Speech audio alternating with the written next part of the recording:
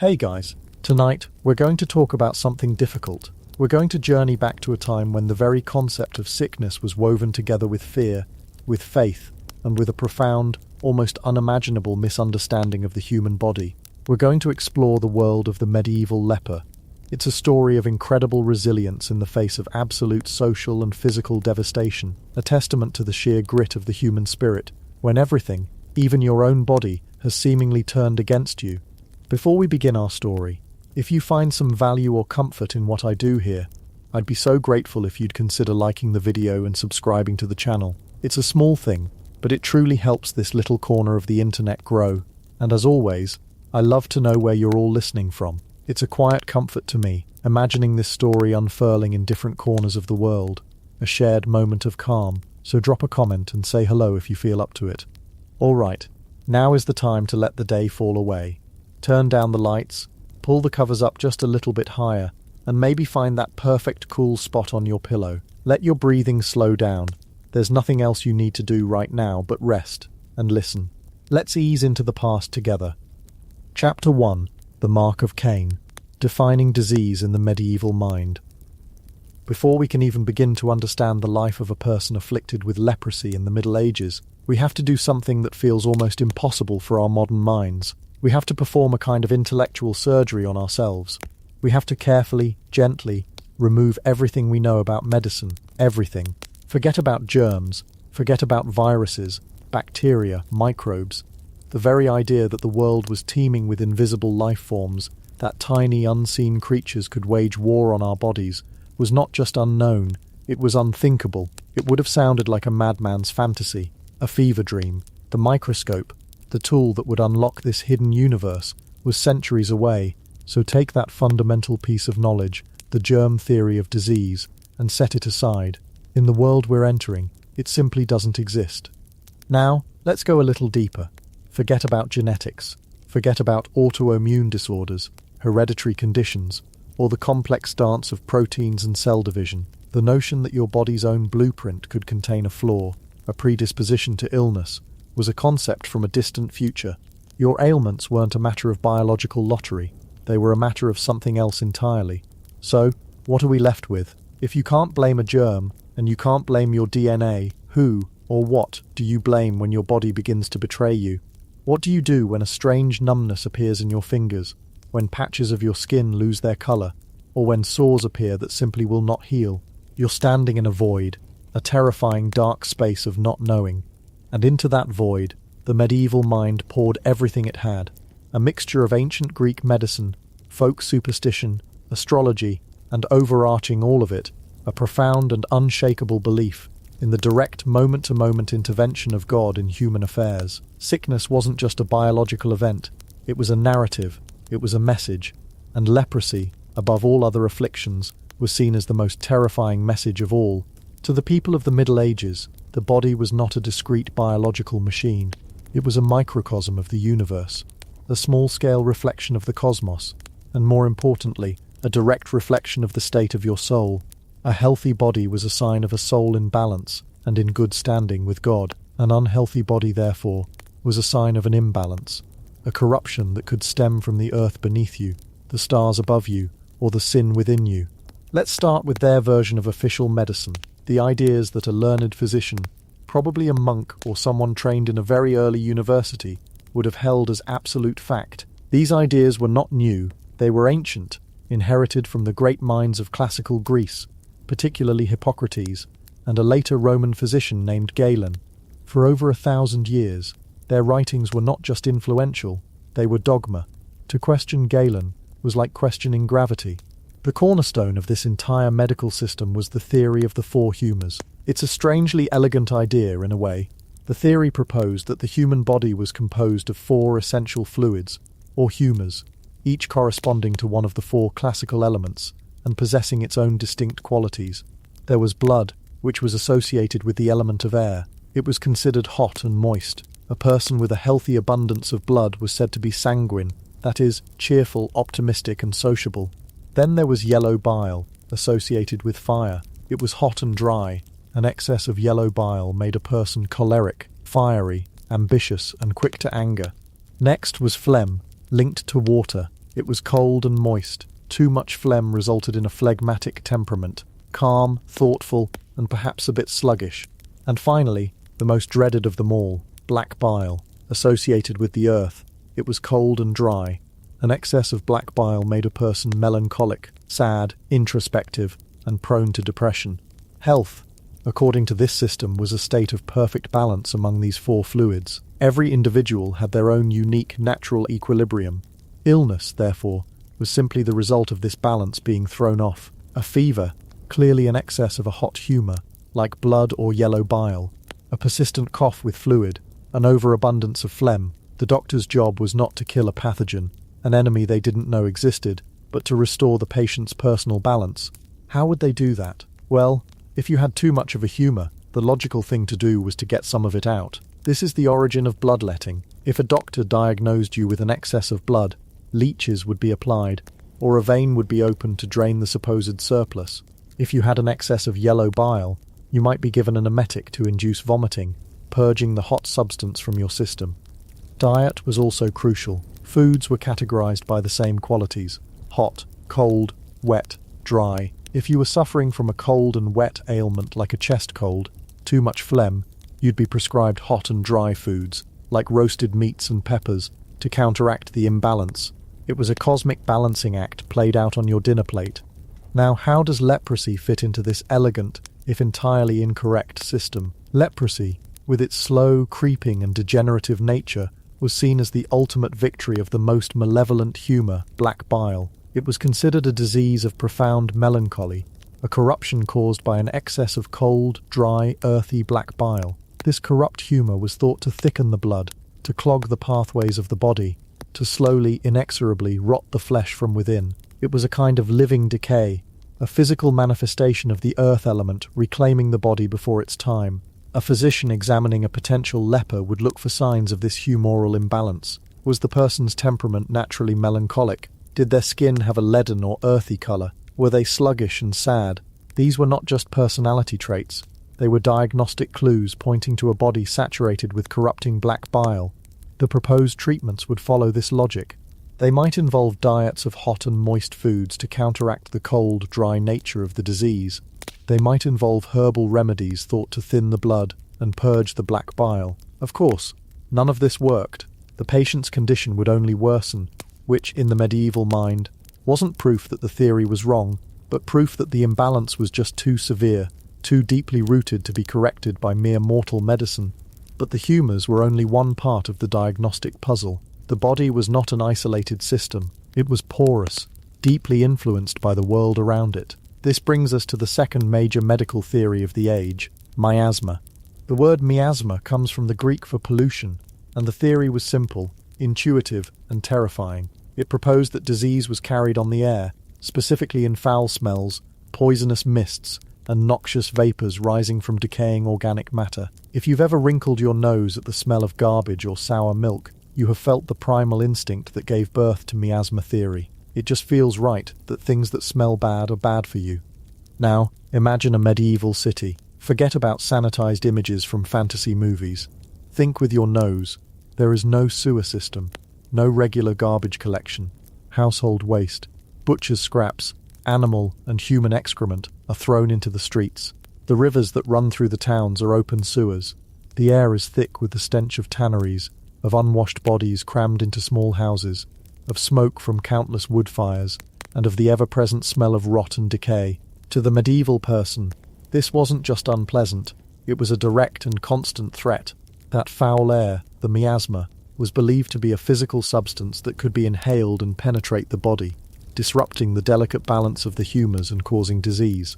An outbreak of plague or cholera in a neighbourhood wasn't seen as the work of a bacterium in the water supply. It was seen as a pocket of particularly venomous miasma drifting through the streets, an invisible cloud of death.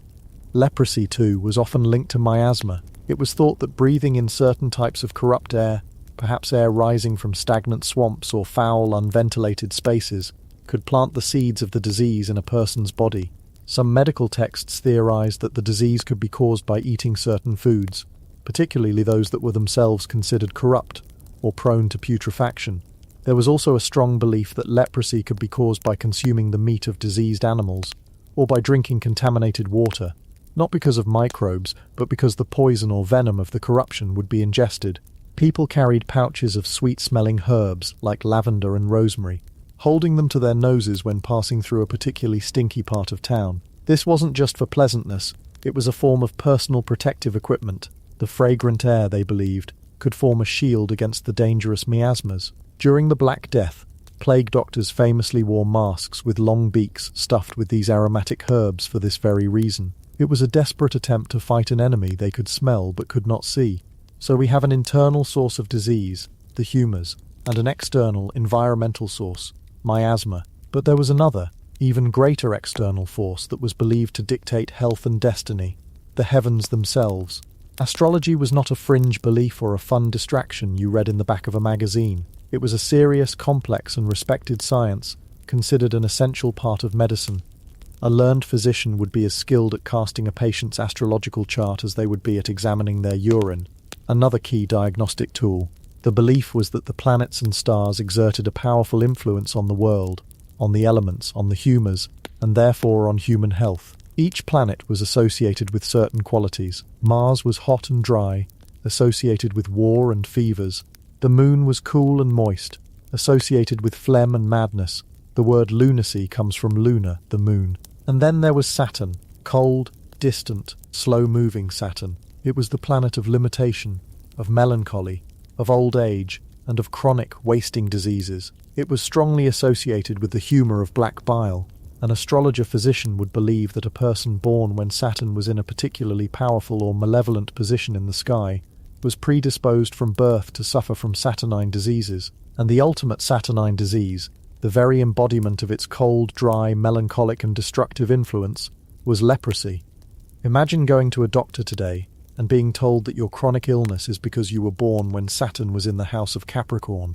It's unthinkable to us, but for them, it was a perfectly logical diagnosis. It provided an explanation for why one person might fall ill while their neighbour, breathing the same air and eating the same food, remained healthy. It was written in the stars. This added a layer of profound fatalism to the experience of illness.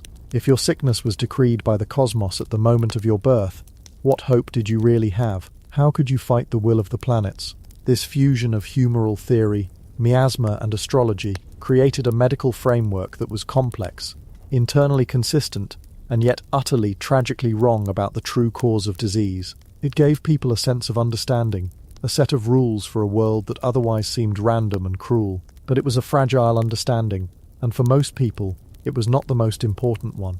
Because towering over all these theories, influencing every aspect of life from the harvest to the royal court, was the immense, unshakable edifice of the Christian faith. For the average person in the Middle Ages, the ultimate cause of everything, good or bad, was God. A bountiful harvest was a sign of God's favour. A drought was a sign of his displeasure. The birth of a healthy child was a blessing. And a disease, especially one as hideous and incurable as leprosy, could only be one thing: a direct personal punishment from God for sin.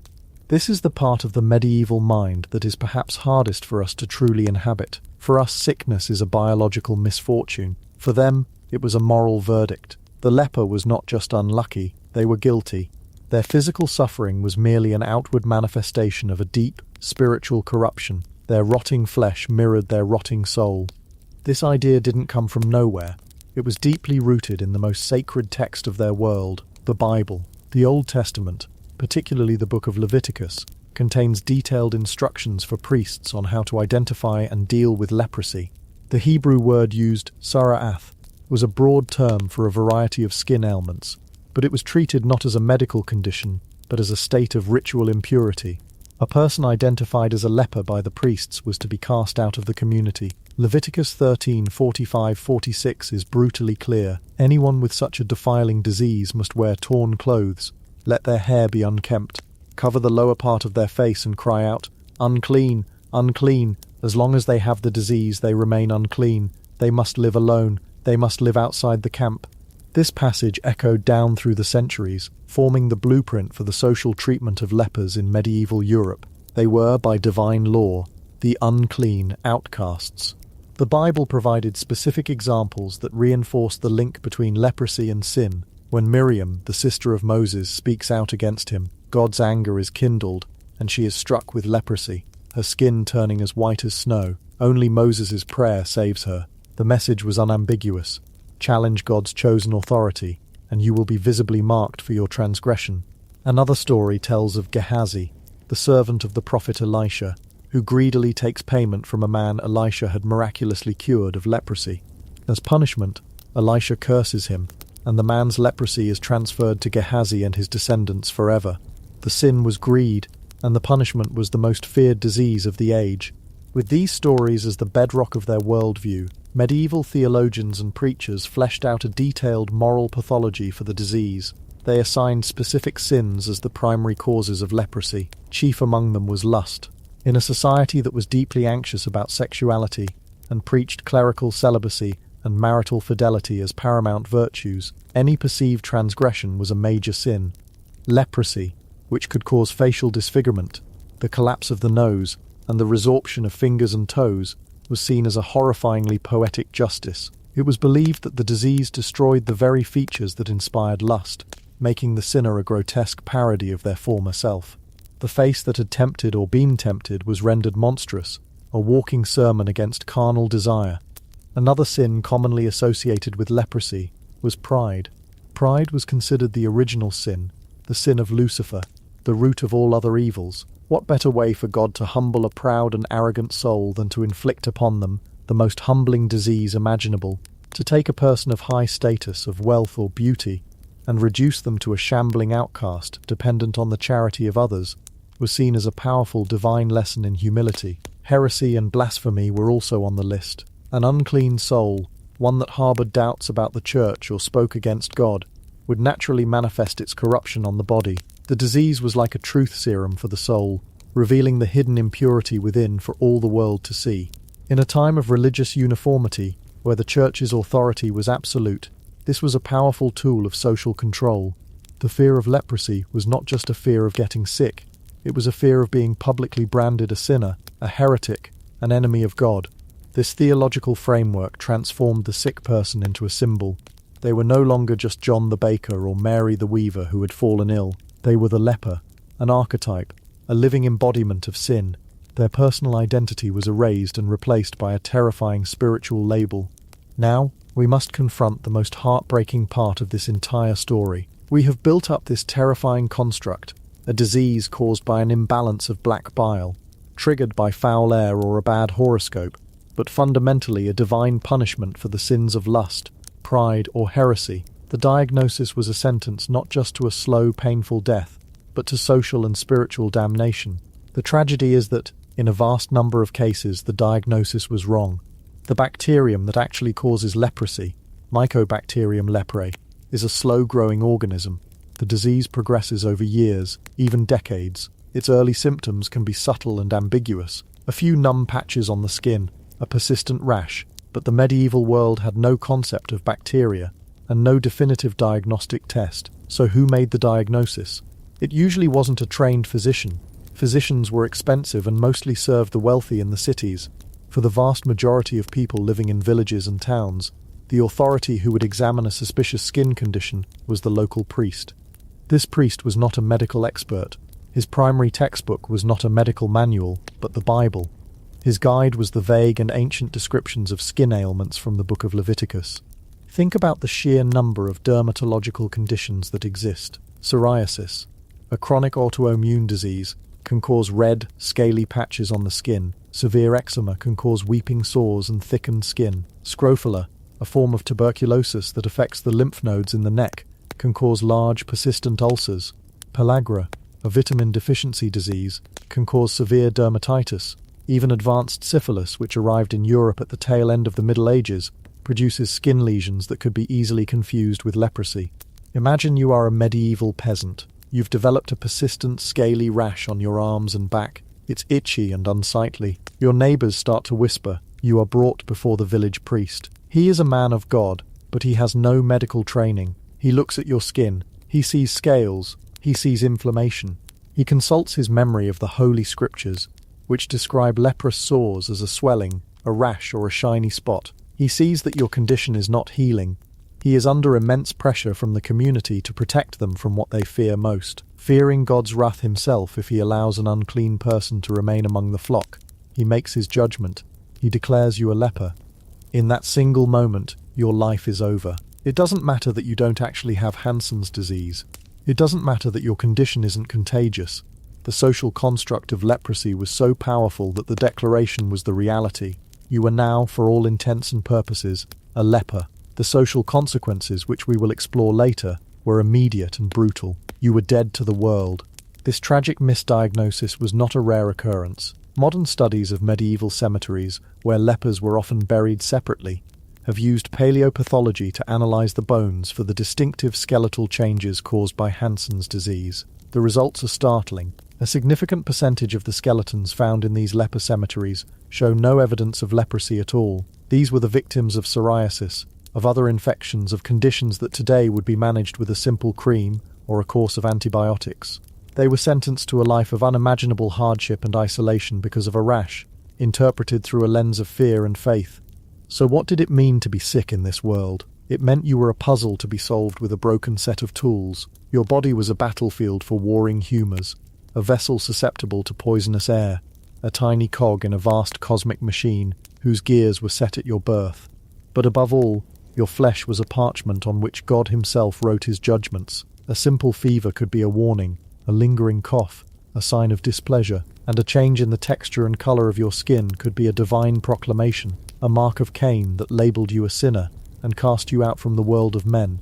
This fusion of flawed medicine and rigid theology created something far more terrible than just a disease. It created a monster. It turned a suffering human being into a symbol of moral decay, a walking cautionary tale whose illness served as a public service announcement from the Almighty. The fear was not just of contagion, in the way we might fear the flu. It was a deeper, more primal fear. It was the fear that the leper's sin, their state of divine disfavour, might somehow be contagious as well. To be near them was to be near a person who had been personally and visibly condemned by God, and in a world where God's favour was everything, there was no greater terror. The individual was lost.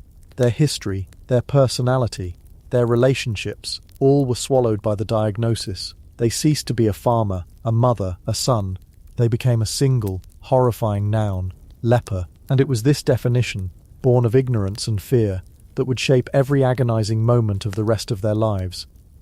Chapter 2: The Living Funeral, Ritual, Expulsion, and Social Death.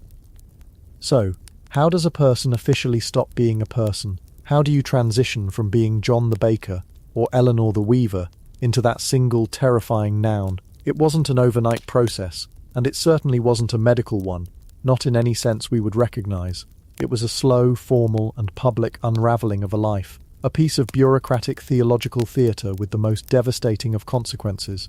It began, as so many medieval tragedies did, with a whisper, a suspicion. Perhaps someone noticed you'd stopped haggling at the market with your usual fire. Perhaps they saw you rubbing at your hands, trying to coax feeling back into numb fingers. Maybe a patch of skin on your face seemed off, not red with a fever, not pale with sickness, but a strange, waxy, thickened texture. In a world lit by fire and fear, where every shadow held a demon, and every illness was a potential judgment from God, neighbours were the first line of both community and surveillance. The accusation would be made, and you would be brought before a panel. Now, if you're picturing a team of doctors in white coats, with microscopes and a deep understanding of bacteriology, we need to gently adjust that image. The medieval equivalent of a board-certified diagnostic team was usually a collection of town elders and, most importantly, priests. Their job wasn't to identify a bacterium. They wouldn't have known what a bacterium was if it had introduced itself personally. Their job was to identify sin made visible. They were looking for God's graffiti on the human body. The examination itself would have been a masterclass in humiliation and terror. You'd be led into a room, perhaps in the church vestry or the town hall, and be made to stand before these men. They would look you over, their faces grim, searching for the telltale signs they'd learnt about, not from medical texts but from folklore and scripture. They'd look at your eyebrows. Had the hair begun to fall out, giving your face a strangely lion-like appearance? This was a classic sign, the facies leonina. They'd ask you to speak, listening for a particular hoarseness in your voice, the sound of a voice box slowly being corrupted from within. They would look for the nodules, the strange, painless lumps that could appear on the skin, and then came the cruelest test of all. One of the priests might produce a long, sharp needle. He would ask you to hold out your hand or bare your arm. He would then, without warning, prick you. What he was looking for was not your reaction, but your lack of one. He was testing for numbness. If the needle slid into your skin and you didn't flinch, didn't cry out, didn't even seem to notice, for them this was not a symptom of nerve damage. It was proof of something unnatural. A body that did not feel pain was a body that was no longer properly human, no longer fully connected to the world of normal sensation. It was a body on its way to death, even as it still walked. Imagine the sheer cold dread of that moment. Your entire future, your family, your name, your very soul, resting on whether or not you flinched at the prick of a needle, administered by a man who believed your affliction was a direct message from an angry God. There was no appeal, there was no second opinion. Their word was final. When they looked at each other, and then back at you, and uttered the word leprosus, your old life ended, not with a bang, but with a quiet, clerical pronouncement in a dusty room. From that moment on, you were a contamination. Often you'd be confined to your own home, or a small hut on the edge of the village, to await the final ceremony. You were now in a strange limbo. Your family might bring you food, leaving it at the door before scurrying away. You could hear the sounds of the village you grew up in, the blacksmith's hammer, the church bells, children laughing, but you were no longer a part of it. You were a ghost haunting the edges of your own existence, waiting for the world to make it official. And then the day would come, the day of what was known as the separation leprosorum, the separation of the lepers. This was the formal, public ritual that would sever you from the world of the living, and it was, in every meaningful way, a funeral. You would be led from your place of confinement to the church, the very same church where you were baptized, where you took communion, where you were married, but today you would enter it, not as a parishioner, but as the guest of honor at your own demise. The priest would be waiting, not in the celebratory white or green vestments of a normal service, but in the stark, somber black of a requiem mass, a mass for the dead.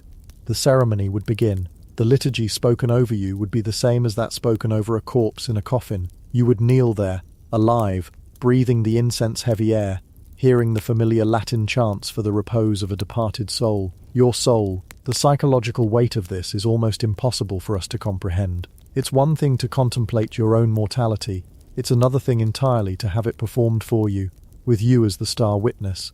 In the centre of the church, a space would have been prepared, a black cloth laid on the cold stone floor, meant to represent an open grave. After the initial prayers, you would be led to this spot and instructed to kneel upon it. You were now, symbolically, in your own grave. Then came the most chilling moment of the entire ritual. The priest would take a small shovel, the kind used by a sexton in the churchyard, and he would scoop up a bit of earth. This was often soil from the cemetery itself, the place where your ancestors, your friends, were actually buried. He would approach you, kneeling in your symbolic grave, and he would sprinkle the dirt over your feet, or sometimes even your head. As the cold, gritty earth hit your skin, he would intone the words of the burial service, adapted for the occasion. The exact phrasing varied, but the sentiment was always the same. Sis mortuus mundo, vivens iterum Deo. Be thou dead to the world, but alive again unto God. With that single theatrical gesture, the pact was sealed. Your community, your church, your world had just buried you. They had held a funeral for you while your heart was still beating. They had mourned your passing from the world of men and commended your soul to God, all while you were watching. It was a piece of psychological warfare dressed up as religious rite, designed to enforce the most absolute and unbreakable of quarantines. You were no longer just sick. You were, in the eyes of everyone you had ever known, deceased.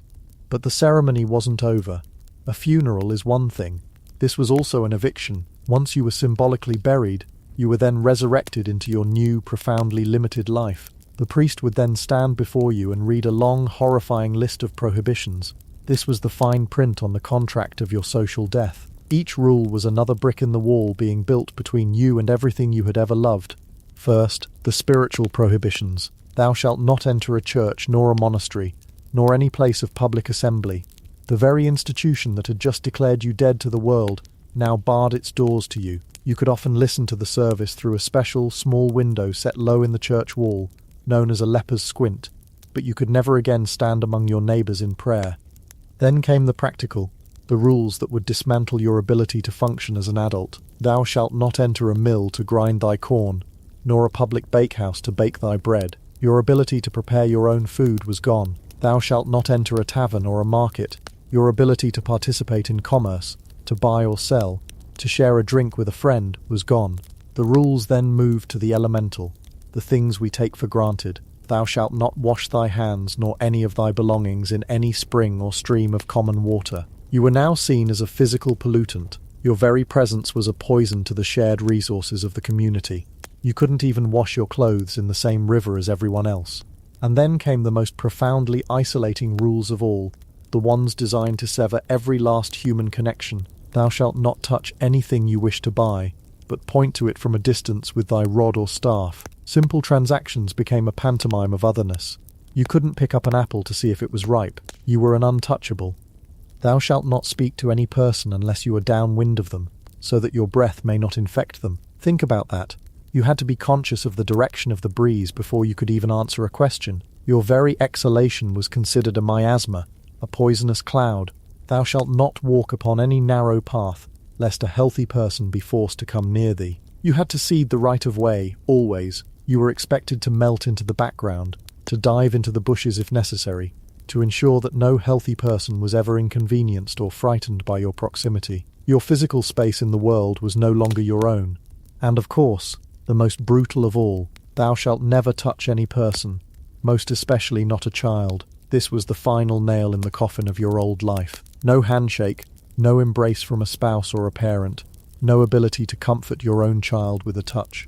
Your hands, which had once built and cooked and held loved ones, were now reclassified as weapons. Your touch was a curse.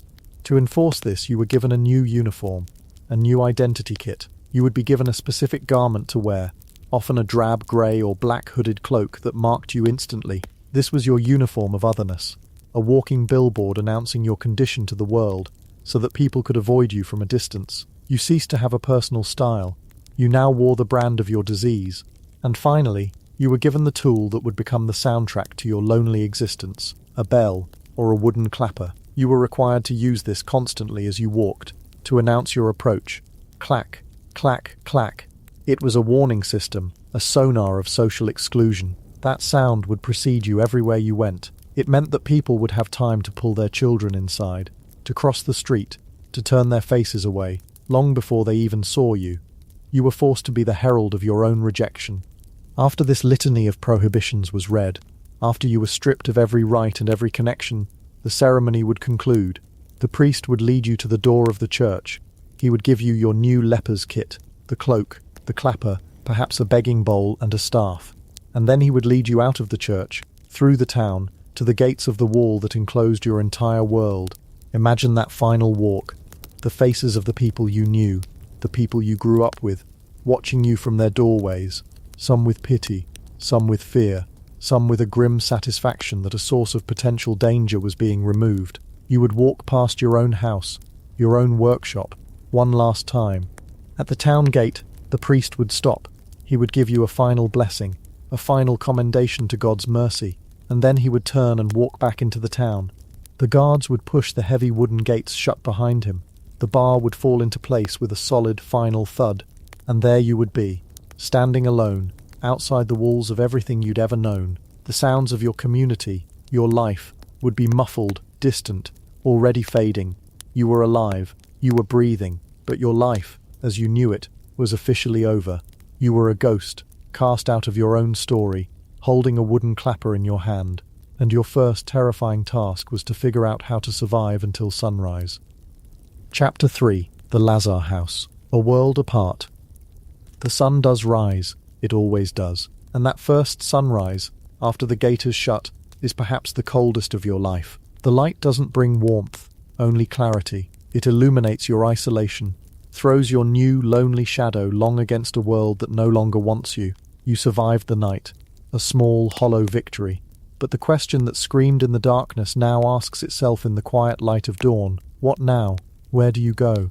You cannot go back. Every path to your old life has been severed, and so you walk. You follow the rumours, the whispers you might have overheard in the marketplace in your previous life, the stories told to frighten children, You follow the faint hope of a place built specifically for people like you. A place on the edge of town, always on the edge, deliberately separate.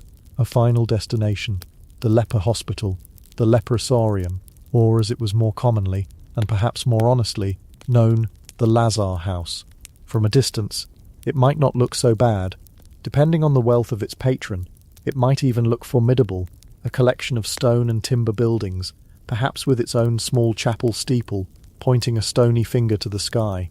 It looks like a self-contained world, a fortress against the one you just left, and in a way it is, but as you get closer, the illusion of it being a sanctuary begins to fray at the edges. The walls are a little too high, the gate is a little too thick. It's built less like a place to welcome people in, and more like a place to keep them from getting out. This isn't a hospital in our modern sense of the word, a place of healing and recovery. There is no recovery here. This is a place to go to disappear slowly. It is part monastery, part prison, and part final waiting room. And you can't just walk in. Oh no, admission to the end of your life is not guaranteed. You arrive at the gate, clutching whatever meagre proof of your diagnosis you were given, and you wait. A small hatch might slide open, and a pair of eyes will assess you. They belong to the master of the house, or one of his appointed brothers. They are looking for two things: the undeniable signs of your disease, and perhaps more importantly, what you can offer. Many of these houses, you see, were founded on what we might politely call a complex blend of piety and celestial accounting. A wealthy lord or a guilt-ridden merchant, staring down the barrel of eternity and tallying up a lifetime of rather unchristian-like behaviour, would decide to do a good deed, a very public, very permanent good deed. Founding a Lazar house was the medieval equivalent of having a university library named after you. It was a tangible monument to your charity, a way of laundering your soul in the eyes of God and man. The logic was simple. By caring for these outcasts, these living symbols of sin and suffering, you were buying spiritual credit. The inmates, in return for food and shelter, were contractually obliged to pray endlessly for the soul of their benefactor. It was the ultimate get-out-of-hell free card, purchased with stone, mortar, and the lives of the afflicted. This meant that your admission often came with a price. If you had any property, any land or savings left from your old life, you were expected to sign it over to the house. It was your dowry for joining this new grim family. You were, in essence, liquidating your past to afford your future. Once inside, you would own nothing. The very clothes on your back would belong to the institution. You were trading your worldly identity for a straw mattress and a daily bowl of pottage. If you had nothing, your admission was less certain. It depended on the house's charter, its wealth, its current capacity. Some were true charities, accepting the destitute. Others, operating more like a business with a spiritual portfolio, might turn you away. Imagine that, to be rejected from the one place on earth designed to reject you less than everywhere else. But let's say they accept you. The heavy gate groans open. You step across the threshold, and it closes behind you with the same soul-shaking finality as the town gate did. But this thud is different. It is not the sound of exile. It is the sound of arrival. You are now an inmate of the Lazar House of St. Giles, or St. Lazarus, or whichever saint the founder was particularly keen on impressing. The first thing that hits you is the smell. Every historical place has its own unique aroma, but a Lazar house was a symphony of sorrow for the nose. It was the smell of unwashed bodies and unwashed wool, of stale sweat and old straw. It was the smell of wood smoke from the kitchens and the hearth, a smell that never quite managed to leave the tapestries or the timber beams. And underneath it all, a constant low note, the smell you would come to know intimately, the cloying, faintly sweet, metallic scent of sickness, the smell of human decay. The second thing you notice is the order. You might have expected chaos, a miserable pile of suffering souls, but what you find is structure, a rigid, unyielding top-down hierarchy that governs every moment of your day. This was not a commune. It was a monarchy, in miniature. At the very top was the master. The master was the absolute authority. Think of him as a combination of a CEO, a prison warden, and a very, very strict resident advisor. In some houses, the master was a priest or a monk from a nearby abbey, appointed to oversee the spiritual and practical affairs. In others, he might be one of the lepers himself, perhaps someone of noble birth who was afflicted and brought his administrative skills with him. His word was law. He controlled the finances, assigned the duties, meted out the punishments, and led the prayers. To disobey the master was to risk being cast out, which was, quite literally, a death sentence. There was nowhere else to go. Below the master were the other officials. The cellarer, who managed the food and drink, an incredibly powerful position in a world defined by hunger. The almoner, who was in charge of distributing charity, both what the house received and what it gave to the passing poor. There were the professed brothers and sisters, the long-term residents who had taken vows, not necessarily of a full monastic order, but vows of obedience, chastity, and poverty within the house. And then there was you, the newcomer, the lowest rung on a very short and rickety ladder. Your new life is governed by two things, the rulebook and the bell. The rulebook was the true master of the house. Every Lazar house had a charter, a set of foundational rules that were often read aloud weekly, lest you forget. And these rules, my friends, were what a modern HR department might describe as robust. They governed everything. What you wore, a prescribed habit, a simple, coarse tunic of dark wool, designed for durability and humility, not comfort. When you spoke, silence was often enforced, especially during meals and in the chapel. Who you could speak to, men and women, were strictly segregated, living in separate wings, eating at separate tables, their lives running on parallel tracks that were never meant to intersect. The rules forbade gambling, swearing, fighting, and any hint of vanity. You were not to leave the grounds without permission from the master, and even then, only for approved purposes, like the grim necessity of begging. This wasn't a democracy. It was a divinely ordained dictatorship of the sick, and the rulebook was its constitution. The punishments for breaking these rules could be severe: a public whipping, solitary confinement on bread and water, and the ultimate threat, always hanging in the air, expulsion. The house gave you a world to live in, and it could take that world away. And then there was the bell. If the rules were the skeleton of your life, the bell was its nervous system, sending a jolt through the community to signal every transition. Its flat iron tongue would dictate your existence from the moment you woke to the moment you slept. It would ring long before dawn, a sharp, insistent clang that ripped you from whatever thin, troubled sleep you might have found. You'd wake up not in your own bed, but on a palliasse, a rough sackcloth bag stuffed with straw, which over time became compacted, dusty, and home to a universe of tiny, biting companions. The dormitory would be cold, bone-achingly cold. In winter, you'd see your breath plume in the air as you rose. You'd be sleeping in a large open room with dozens of others, a chorus of coughs, groans, and quiet weeping as your constant lullaby. There was no privacy. There was no personal space. Your suffering was communal. You would pull on your rough habit and shuffle, not run, to the chapel. The first order of every day was prayer, matins. You would kneel on the cold stone floor, your own pains mingling with the collective ache of the room, and you would pray. You would pray for your own soul, yes, but mostly you would pray for the soul of the person who paid for the roof over your head. You would recite the name of Sir Reginald, or Lady Eleanor, the benefactor, over and over, sending their name up to God as payment for your continued meagre existence. It was a transaction, pure and simple. After chapel, there might be a small breakfast. If the house was well endowed, this could be a piece of dark bread and a mug of small ale, a weak, watery beer that was often safer to drink than the local water. If the house was poor, it might be nothing at all until midday.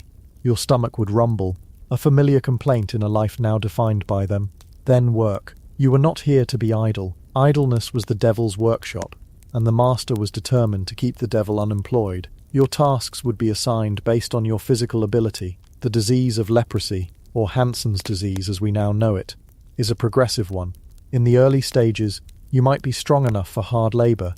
You might be sent to the gardens to tend the vegetables that would end up in the communal pot. This was perhaps the best job. You were outside, in the air, with the smell of damp earth instead of stale sickness. You could feel the sun on your face and create life with your hands, a stark contrast to the decay happening in your own body.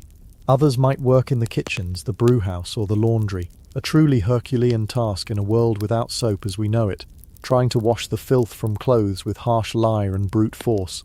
You might be put to mending clothes, repairing tools, or feeding the pigs and chickens the house might keep.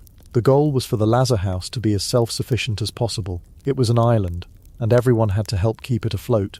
For those too sick, too disfigured, or too weak for manual labour, the work was prayer. They would spend their days in the chapel, their voices a constant humming drone, fulfilling their primary contractual obligation to the founder.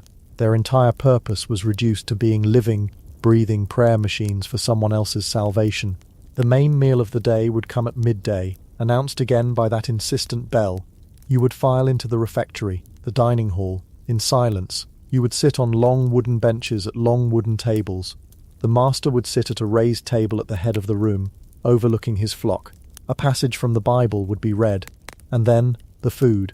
The quality varied wildly. A Lazar house with royal patronage, like the great one at Harbledown in Kent, might provide its inmates with relatively good food, thick bread, cheese, fish on Fridays, and a ration of strong ale. But a poorer rural house, you were looking at pottage, day in, day out, a thin, watery stew of whatever vegetables were available from the garden, onions, leeks, cabbage, boiled for hours with some oats or barley to thicken it.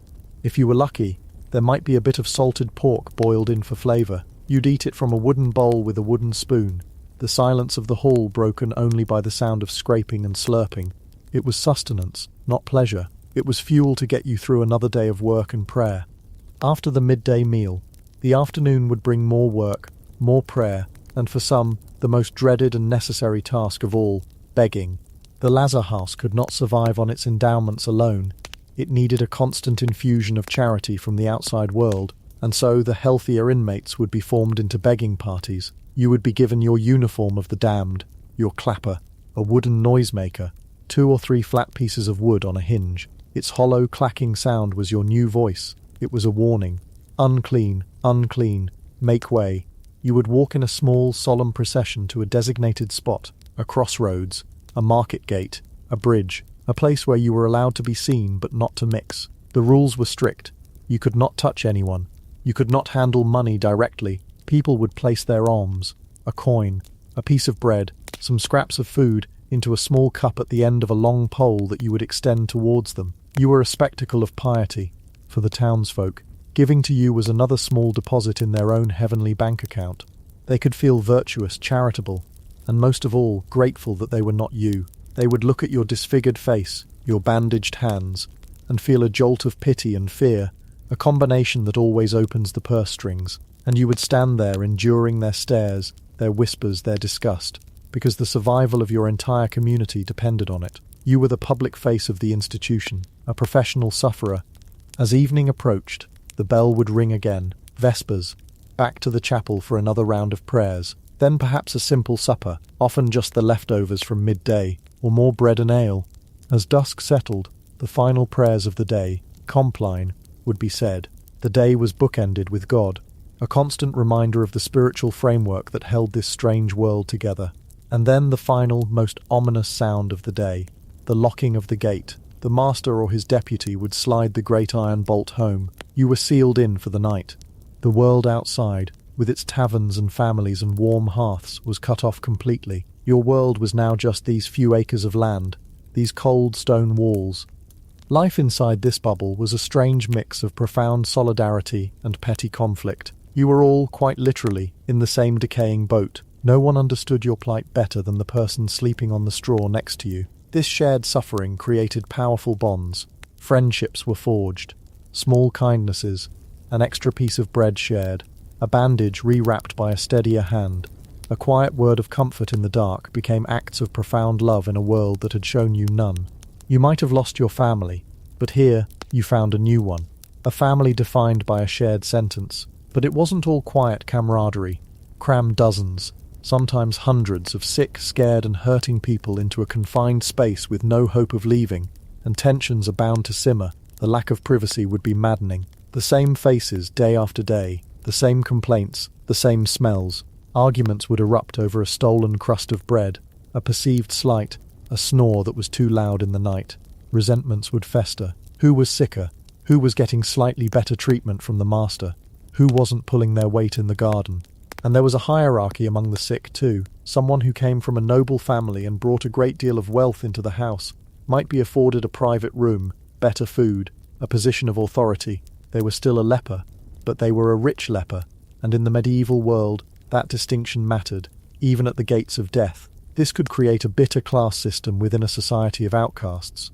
So you lived in this paradox, a place of immense cruelty and immense compassion, a place of rigid order and simmering chaos, a place where you were cared for, and a place where you were left to die. For many, it was the only home they would know for the rest of their lives, which might be years or even decades. They would watch as their friends, their new family, succumbed to the disease or to the other illnesses that ran rampant in such close quarters. They would help carry the bodies to the small, consecrated cemetery that was always attached to a Lazar house, another permanent, quiet resident of this world apart. And as you lay there on your straw palliasse, listening to the wind howl outside the dormitory walls, you would exist in a state of suspended animation. Your old life was a ghost story you told yourself. The future was a blank wall. All you had was the eternal present of the Lazar house.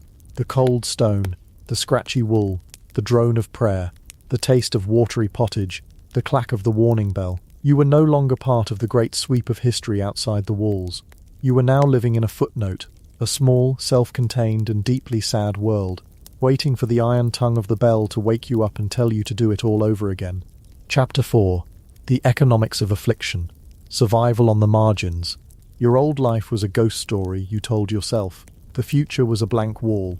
All you had was the eternal present of the Lazar house. The cold stone, the scratchy wool, the drone of prayer, the taste of watery pottage, the clack of the warning bell. You were no longer part of the great sweep of history outside the walls. You were now living in a footnote, a small, self-contained and deeply sad world, waiting for the iron tongue of the bell to wake you up and tell you to do it all over again. And that iron tongue was not a gentle suggestion.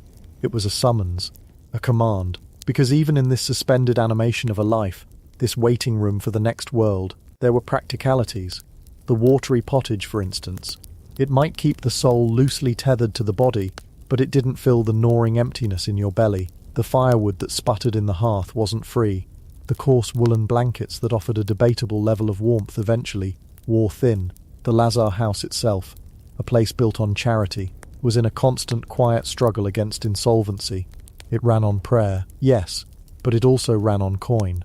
And so, when that bell rang, it wasn't just calling you to chapel, it was calling you to work. Your new career had begun. Your former life as a farmer who knew the rhythm of the seasons, a blacksmith whose arms were thick with muscle, a weaver whose fingers danced across a loom was over. That part of your resume had been permanently deleted. Your new job description had been drastically simplified, reduced to a single stark objective, to remind the healthy world that you existed, and to convert their piety, their pity, and their profound fear into your daily bread. You were now, for all intents and purposes, a professional outcast. Your primary trade was your own affliction. This wasn't some haphazard, disorganized affair. Oh no, this was a structured, regulated, and deeply understood part of the medieval social fabric. An entire microeconomy, humming along on the gears of ostracism. And like any profession, it had its tools, its uniform, and its designated places of business. First, you had to get dressed for the part. You were issued the official uniform of the afflicted. This usually consisted of a long, coarse gown, often in a somber earth-toned colour like grey or black, known as a habit. It was designed for maximum coverage and minimum comfort. It was a visual signal, a piece of branding that immediately told anyone who saw you everything they needed to know, or everything they thought they knew. Topping this off was a hood to shadow your face, and often a broad-brimmed hat. You were being asked, in no uncertain terms, to please make yourself as indistinct and as non-human as possible. Erase your old self. Become the symbol. Then came the essential tools of the trade. The first was your new voice. Since you were often forbidden from speaking directly to the healthy, you were given a proxy, a device to announce your presence from a safe distance. This was the clapper, 2 or 3 pieces of wood, held in one hand, that when shaken, made a dry, sharp, rattling sound. Clack, clack, clack. It was an unnerving, skeletal sound that cut through the noise of a busy street. It was the sound of a warning. It was the sound of a plea. It was your own personal portable bell, a sonic force field that cleared a path before you. People would hear that noise and instinctively pull their children closer, clutch their coin purses, and make the sign of the cross. The clapper was your public relations department, your marketing campaign, and your security detail, all rolled into one deeply depressing piece of wood. The second tool was the point-of-sale terminal. This was your alms bowl, or sometimes a small cup or dish attached to the end of a long stick, a device politely known as a clicket. This was the physical interface between your world and theirs. No one was going to drop a coin into your hand. The fear of contagion, of even the briefest touch, was an absolute chasm that could not be crossed. The bowl on a stick was the bridge, It allowed for the transaction to occur while maintaining the religiously and medically mandated 6-foot social distancing rule of the era. You would extend the bowl, they would drop in a coin if they were so moved, and the deal was done, clean, efficient, and utterly dehumanizing. That small wooden bowl became an extension of your body, the only part of you that was allowed to interact, however briefly, with the world you'd lost. With your uniform on and your tools in hand, you were ready for the daily commute. The Lazar house wasn't a prison in the sense that you were locked in 24 hours a day. In most cases, inmates were allowed to leave during specific daylight hours, for the sole purpose of begging. You and your fellow residents would file out of the gates, a small, sombre parade of grey ghosts, and head towards the designated begging stations. These weren't random. You couldn't just set up shop wherever you pleased. There were rules. You were expected to position yourself at strategic locations where the flow of people, and therefore potential charity, was highest. The steps of a church were prime real estate. Here, people were at their most spiritually reflective, their minds already on sin, redemption, and the state of their immortal souls. Seeing you, a living embodiment of suffering, right before they went in to pray for their own salvation, that was a powerful call to action. It was a divine test placed directly in their path. Giving you a coin was like saying a quick, tangible prayer. It was earning a little chit of spiritual credit before Mass even began. Marketplaces were another hotspot. The hustle and bustle, the commerce, the sheer number of people made it a target-rich environment. But here the dynamic was different. In the market, people were focused on earthly things. The price of wool, the freshness of fish, the local gossip. Your presence there was a stark, unwelcome reminder of the fragility of it all. You were the spectre at the feast, the skull on the table. A donation here was less about piety and more about, well, appeasement. A coin in the bowl was a small price to pay to have you move along, to take your unsettling presence away from their stall, to not have the rattling of your clapper become the soundtrack to their haggling. It was a superstitious transaction, a small offering to ward off bad luck, to keep the creeping shadow of disease from falling over their own healthy lives.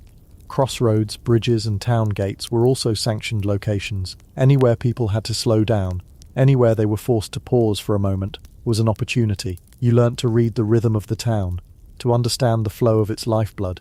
Even though you were no longer part of the circulation, you became a student of human traffic, a silent observer on the absolute margins of society. The act of begging itself was a performance, with a script that everyone understood. You were to remain quiet, or at most to murmur a low, prescribed plea, pity for the poor leper, or an alms for the love of God. You were to keep your head bowed, your face shadowed. You were not to make eye contact. Your job was to be a vessel for their charity, not an individual with a story.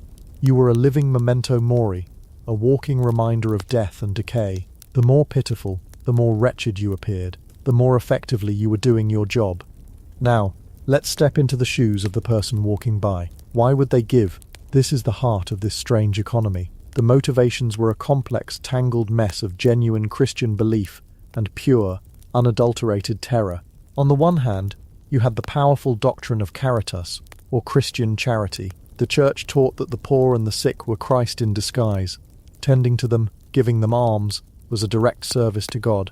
In the Gospel of Matthew, Christ says, "Truly I tell you, whatever you did for one of the least of these brothers and sisters of mine, you did for me." Lepers were the least of these personified. They were seen by the devout as God's special poor, people whose suffering on earth was so great that they were believed to be fast-tracked to heaven. Giving them a coin wasn't just an act of kindness, it was a spiritual investment. In exchange for your copper coin, you would often get a promise of a prayer. The leper, being so close to God through their suffering, was thought to have a more direct line to the Almighty, so it was a trade, a small piece of worldly wealth for a bit of heavenly intercession. It was a transaction as clean as any you'd find in the marketplace. But let's be honest. For every genuinely pious soul who saw the face of Christ in your disfigurement, there were probably a dozen others who just saw a walking biohazard. For them, giving was a form of protection. It was a superstitious gesture, a bribe to fate. The coin they tossed into your bowl was a way of saying, "Let this affliction remain with you, and not pass to me. I acknowledge your suffering. I pay my tax to misfortune. Now please, keep it over there." The sound of your clapper was a warning, and their coin was the toll you had to pay to pass safely. It was fear-driven charity, an attempt to purchase distance, to reinforce the wall between their healthy world and your decaying one. Piety and fear, the two great motivators of the medieval mind, working in tandem to fill your alms bowl, one pitiful coin at a time. At the end of the day, as the sun began to set, you would make the slow journey back to the Lazar house. The day's earnings were not your own. You didn't get to pocket the coins and save up for something. The money was collected and pooled, managed by the master or prioress of the house. This was communal living in its most absolute form. The alms you collected went into a central fund that paid for the bare necessities of the entire community. It bought the grain for the pottage, the wood for the fire, the thread to mend the habits, the lime to cover the graves. You were, in essence, a fundraiser for your own grim institution. And this daily begging, this reliance on the whims of passers-by, was just one stream of revenue. The Lazar houses, especially the larger ones, had more stable financial foundations. They were often established and supported by wealthy patrons. A local lord, a rich merchant, or even the king himself might found a leper hospital as a grand act of public piety. It was a way to launder a lifetime of morally ambiguous deeds into a legacy of holy charity.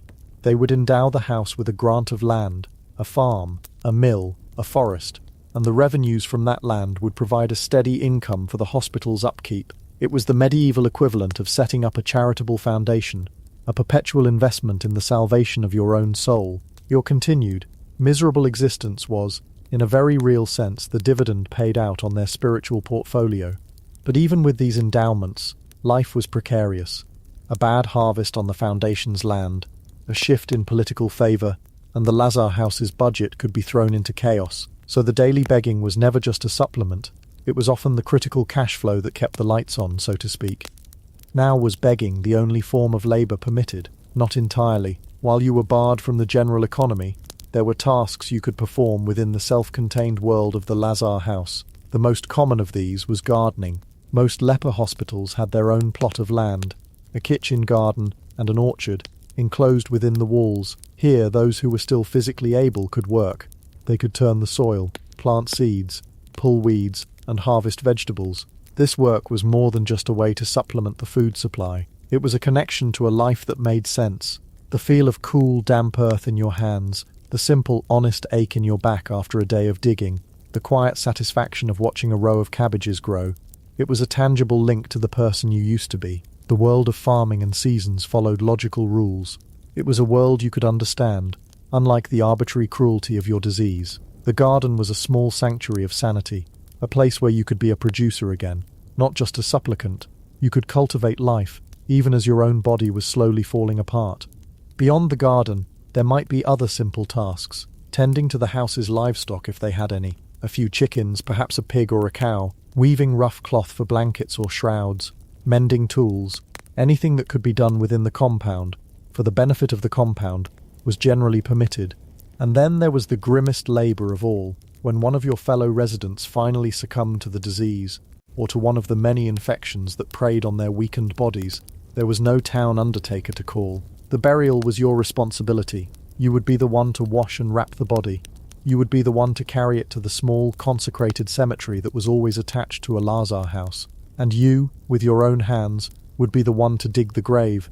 It was the ultimate act of community, and the ultimate confrontation with your own future. Every shovel of earth was a reminder of where you were heading. You were literally digging a space in the ground that you knew, with absolute certainty, would one day be mirrored by a space dug for you.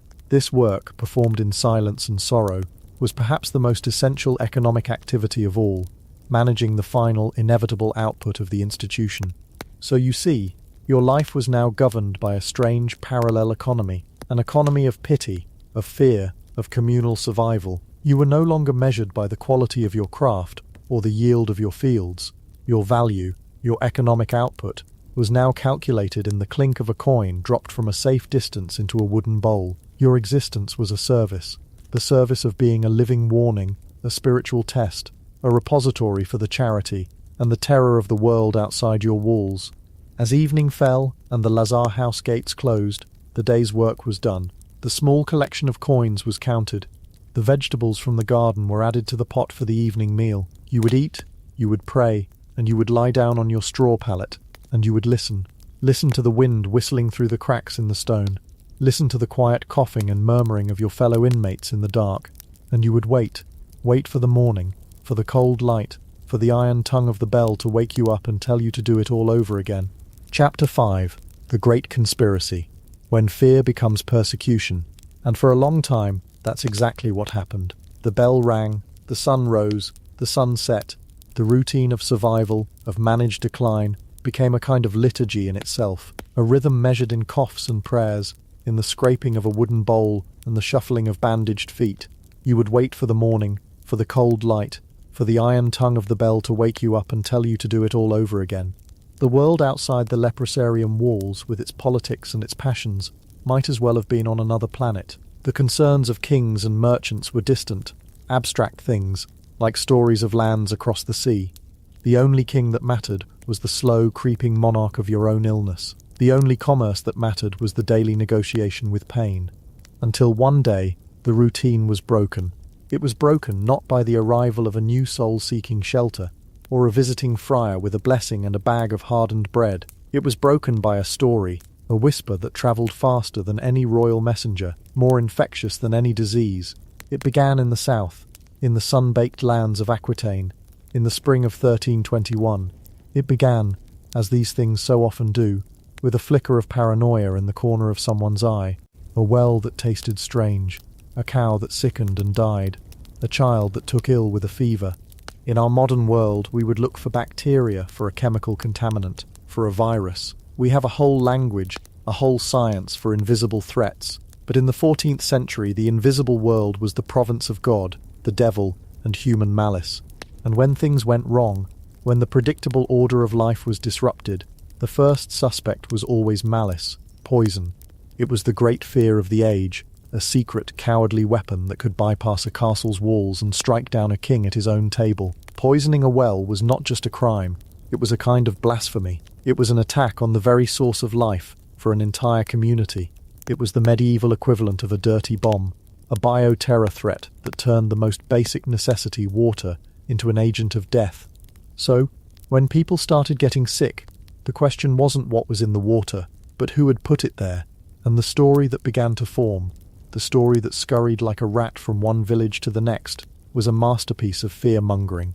It was a grand, unifying theory of everything that was wrong with the world. It wasn't just a few disgruntled peasants, oh no. This was organised. This was a conspiracy. The story went like this. The lepers of France, all of them from the northern coasts to the Pyrenees, had secretly convened, in their hidden councils. These outcasts, these living dead, had made a pact to destroy Christendom from within.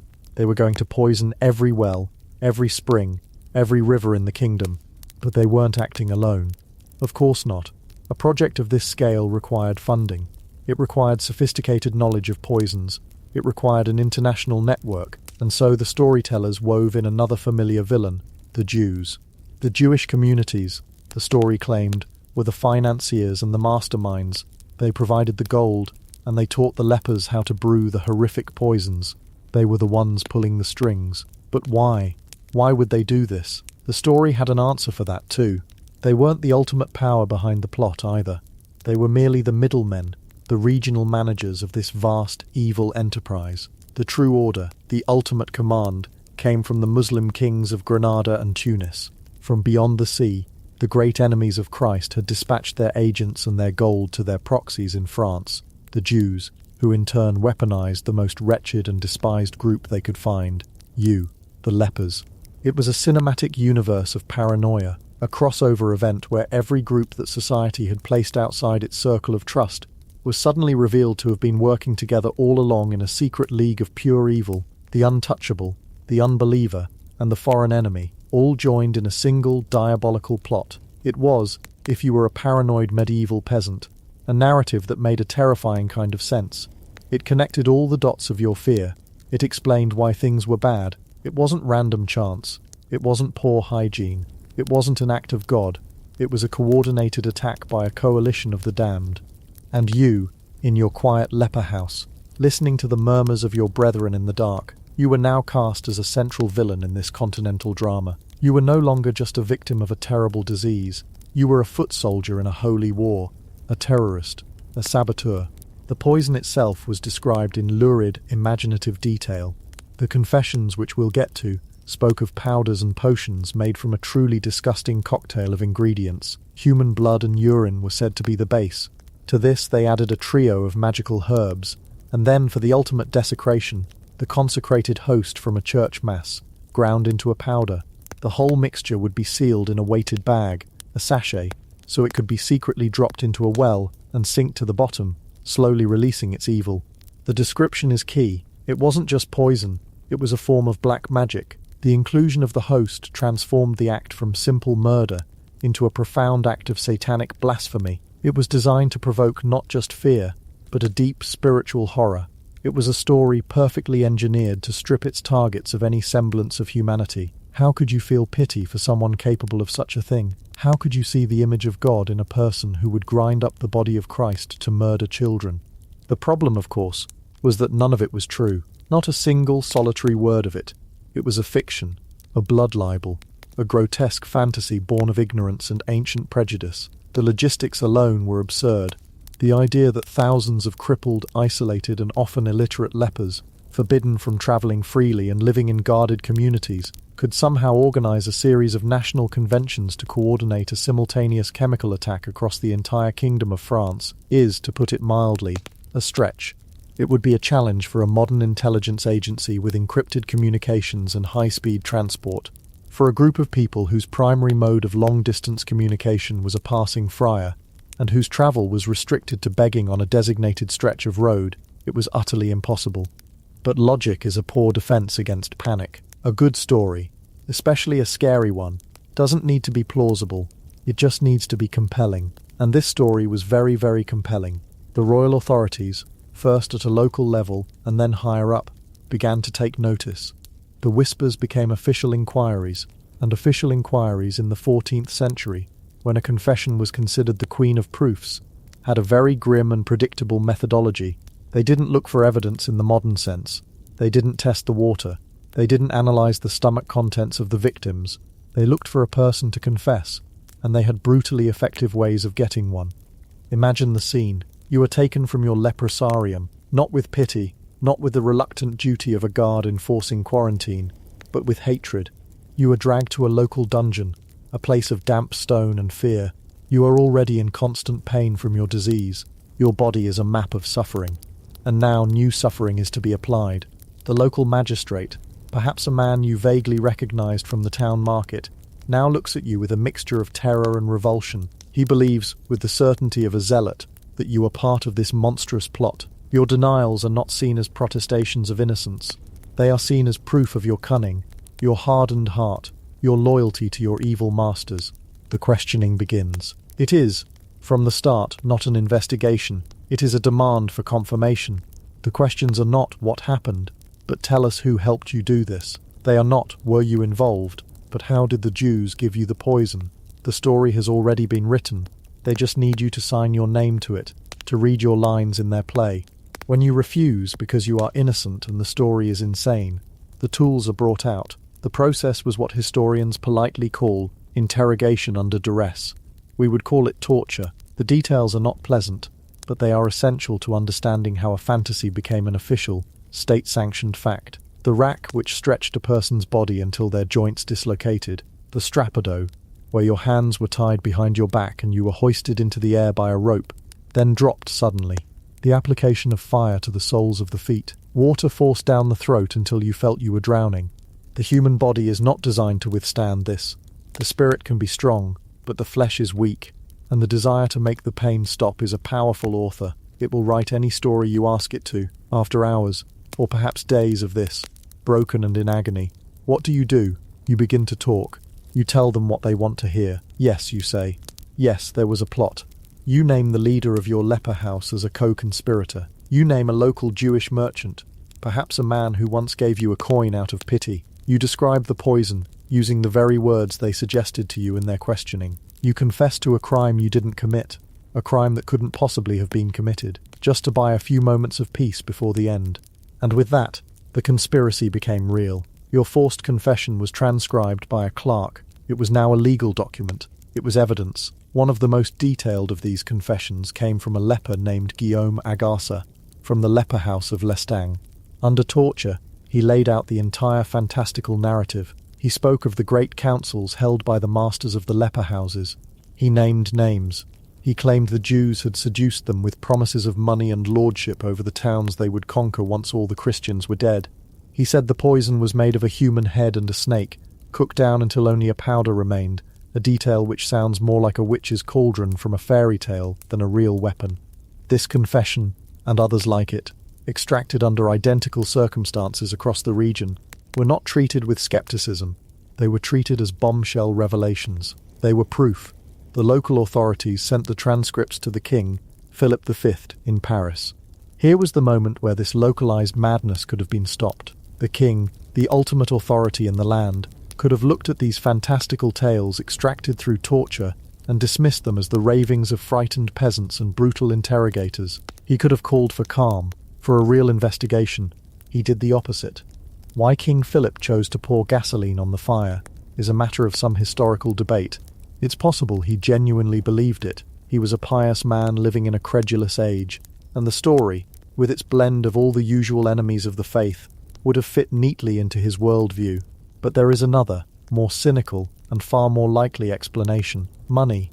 Philip V was like most medieval kings, perpetually short of cash. He had debts to pay, wars to fund, and a kingdom to run, and it just so happened that the two accused groups in this conspiracy were in possession of significant assets. The Jewish community had been a target for royal shakedowns for centuries. They were a convenient and unpopular source of emergency funds. You could levy enormous fines on them, or simply seize their property under some legal pretext, and the general population would often cheer you on. And the leprosaria, surprisingly, were also a target of opportunity. Over the centuries, many of these houses had received bequests and donations from the faithful. They owned land, buildings, and had accumulated a certain amount of institutional wealth, all managed by the church, intended for the care of the sick. The conspiracy theory provided Philip with the perfect excuse to do what we might politely call an asset seizure. It was a divinely sanctioned shakedown. On June 21st, 1321, he issued a royal ordinance. It declared the conspiracy to be a proven fact. It commanded his royal officials throughout the kingdom to arrest all lepers. Those found guilty of the plot, and given the methods of interrogation, found guilty was a foregone conclusion, were to be burned at the stake. Those lepers who were not found to be part of the plot, primarily women, and those who had not confessed under torture, were to be confined to their leprosaria forever, permanently locked away. And crucially, the ordinance stipulated that the property of all lepers and their houses was to be confiscated by the crown. There it was, in black and white, the financial motive laid bare. A portion of the funds would be used to support the now imprisoned lepers who had been spared the flames, but the rest would go directly into the royal coffers. The effect of this royal decree was instantaneous and catastrophic. It was like a hunting license had been issued. The full power and authority of the state was now directed at eradicating this imaginary threat. The panic, which had been a regional fire, now became a national inferno. Messengers on horseback galloped out from Paris, carrying copies of the ordinance to every corner of the kingdom. In towns and cities across France, the proclamation was read aloud in the public square. For the lepers in their communities, this was the moment the abstract story became a terrifying physical reality. The gates of their leprosaria were thrown open, not by visitors bringing arms, but by armed men. There was no discussion, no trial in the modern sense. The verdict had already been decided in Paris. You were rounded up, along with everyone you lived with, the healthy, the dying, the lucid, the confused. All were now enemies of the state. The chronicles of the time describe the events with a chilling matter-of-factness. In Chinon, a large pit was dug on an island in the river, and 160 lepers, men and women, were thrown in and burned alive. In Paris, lepers were burned at the stake. In other places, the same grim scenes were repeated. The air of France that summer must have been thick with the smoke of these pyres.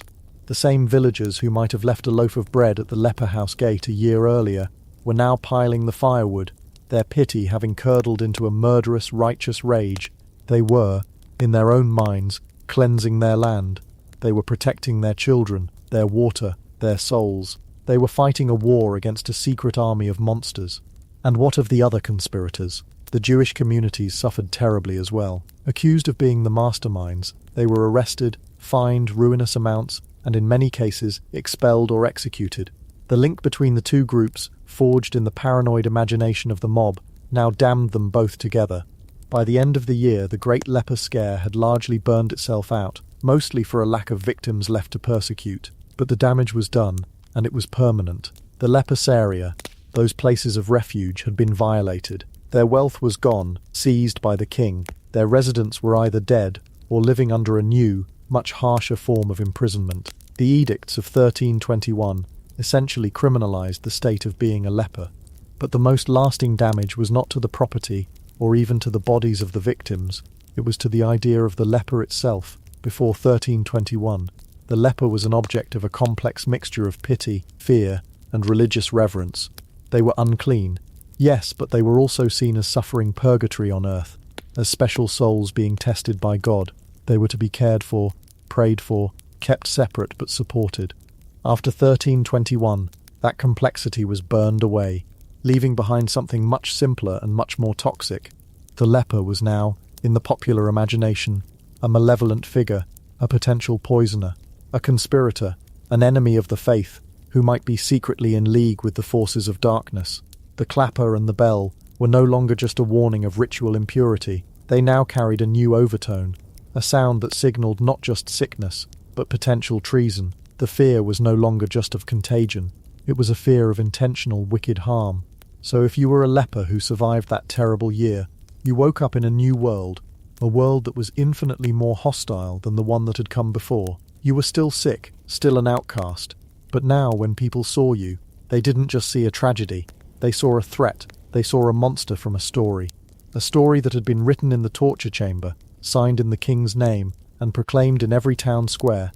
A story that had turned your slow, quiet wait for death inside the walls of your asylum into a public spectacle of fire and hate.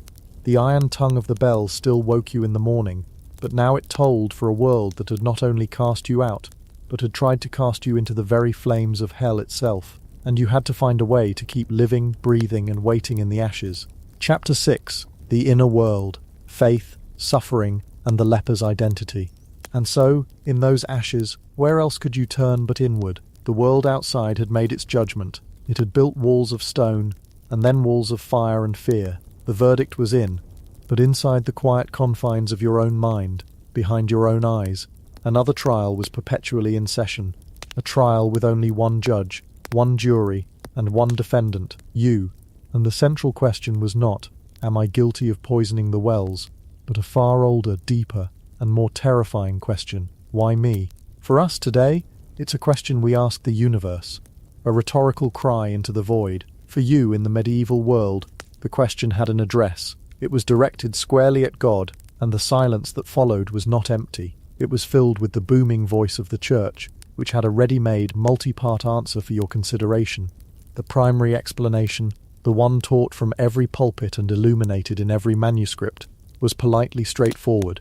You had it coming. Leprosy was not a random misfortune. It was a sentence. It was the physical manifestation of a spiritual stain. Your decaying flesh was a walking, talking billboard, advertising your soul's corruption. This wasn't some fringe theory. It was the default setting for understanding your own existence. And so began the agonizing internal audit. You would lie on your straw pallet, listening to the snores and coughs of your fellow residents, and you would scroll back through the film of your life, searching for the moment, the one great sin. Was it lust? That glance you held for too long at the baker's wife? Was it pride? The satisfaction you felt when your harvest was better than your neighbour's? Was it envy? That bitter knot in your stomach when your cousin inherited the good land? Or maybe it was something smaller, 1,000 tiny transgressions that had accumulated like spiritual debt, until your account was so overdrawn that the divine bank had finally come to collect, repossessing your face, your hands, your feet. This belief system was, in its own way, a masterpiece of psychological control. It took your suffering and made it your fault. It was an anchor of guilt thrown into the deepest part of your soul, ensuring you could never truly rise up in anger against your fate. How could you be angry at God when you were the one who had clearly broken the contract? Your job was not to question the sentence, but to accept it, to perform your penance with as much dignity as you could muster. Priests would visit the leprosarium, not necessarily to offer comfort, but to reinforce this narrative. They would speak of the sinner Lazarus from the Gospel of Luke, the one covered in sores, and of Job, whose faith was tested by unimaginable physical torment. These weren't presented as stories of unjust suffering. They were presented as models for your own behavior. See, you are part of a grand tradition of the divinely afflicted. Your role is to suffer piously, to accept the scourge, and to hope that this earthly agony might, just might, buy you a bit of relief in the life to come. Imagine the sheer weight of that. Every morning you would wake, not just to the physical pain or the discomfort of your condition, but to the crushing certainty that you were a living monument to your own moral failure. When a finger went numb, it was a new sin being brought to light. When a lesion opened on your skin, it was a physical receipt for a spiritual crime. The disease wasn't just happening to you, it was you. It was your soul made visible for all the world to see and to shun. This created a peculiar and toxic form of gratitude. You were supposed to be thankful for the charity you received, for the walls of the leprosarium that kept you safe from the mob. But that gratitude was always tinged with the knowledge that you were only receiving it because you were a necessary evil, a spiritual cautionary tale for the healthy. You were the before picture in God's great public health campaign against sin. Your very existence was a service to others, a constant grim reminder to live righteously, lest they end up just like you. It's a very difficult way to build a healthy sense of self-worth. But humanity, even in the most oppressive of circumstances, is a slippery thing. It finds cracks in even the most monolithic of walls. And in the fortress of medieval theology, there was another door, a side entrance into a different way of thinking. It was a narrative that didn't erase the suffering, but reframed it entirely. It was the idea of the sassa morbus, the holy sickness. This was a subtle but revolutionary twist. It started with the same premise. Your suffering came from God, but it asked a different question. What if it wasn't a punishment for the past, but a preparation for the future? What if your body was not a prison, but a crucible, a place where your soul was being purified by the holy fire of disease? According to this line of thought, you were actually one of the lucky ones. Think about it. The average person, the farmer, the merchant, the knight, they had to get through their entire lives, accumulating sins, and then face the terrifying uncertainty of purgatory. They would have to spend untold centuries in torment, burning away their imperfections before they were clean enough to enter heaven. But you were on the fast track. You were serving your purgatory right here, right now, in the flesh. Every day of pain, every moment of humiliation, every ounce of flesh that sloughed away was chipping away at your time in the afterlife. You were, in essence, prepaying for your salvation with the currency of your own body. While others were enjoying their earthly lives, they were just running up a spiritual tab that would come due the moment they died. You were settling your accounts in real time. This idea was intoxicating. It was a lifeline in an ocean of despair. It meant you were not a failure. You were an elite, a spiritual warrior, engaged in a private, agonizing battle for your own soul. You were a member of a special, chosen class of sufferers. Your sickness was no longer a mark of shame, but a badge of honor, visible only to God. It transformed you from a reviled outcast into a sacred vessel. You can see the appeal. It's the ultimate coping mechanism. It didn't change the physical reality one bit. The straw was still scratchy, the food was still bland, and your body was still falling apart. But it changed the meaning, and meaning is everything. The slow, inexorable decay of your nerves was no longer just decay, it was sanctification. The revulsion in the eyes of others was no longer just rejection, it was a misunderstanding of your holy purpose. They saw a monster, but God saw a martyr in training. This wasn't just some abstract theological debate either. It had real-world consequences. The church itself, which pushed the leprosy as sin narrative so hard, also hedged its bets. Leprosaria were often called Lazarus houses, after that same biblical Lazarus, and while he was a sinner in one interpretation, in another, he was carried by angels to the bosom of Abraham after his death. He was rewarded for his suffering. So which was it, sinner or saint? The answer, quite conveniently, was yes. This ambiguity created a space for you to build a new identity. You could choose to see yourself not as a cautionary tale, but as an object of a strange and terrible form of divine favour. It was a bleak and painful favour, to be sure, the kind of favour you wouldn't wish on your worst enemy, but it was favour nonetheless. It gave you agency. You weren't just passively rotting away, you were actively participating in your own salvation. Your daily endurance was a form of prayer, your suffering a form of worship. And then, into this complex world of sin and sanctity, of shame and secret pride, walked a man who would change the equation forever, a man who looked at a leper and saw not a sinner, not even a soul in purification, but the face of Christ himself. His name was Francis of Assisi. Before Francis, the proper charitable response to a leper was to leave food for them at a safe distance, to toss a coin into their bowl, to pray for their soul from across the street. It was an act of sanitized piety, charity performed with the medieval equivalent of rubber gloves and a face mask. The leper was an object of charity, a box to be ticked on one's spiritual to-do list. Francis saw something different. The story, now legendary, is that as a young, wealthy man, he was riding his horse when he came across a leper on the road. His initial instinctual reaction was one of profound disgust. It was the reaction of his entire culture, baked into him from birth. The impulse was to spur his horse and ride away as fast as he could, but in a moment of spiritual crisis, he stopped. He dismounted. He walked over to the leper, a figure of profound otherness and fear, and he didn't just give him money, he embraced him, he kissed him.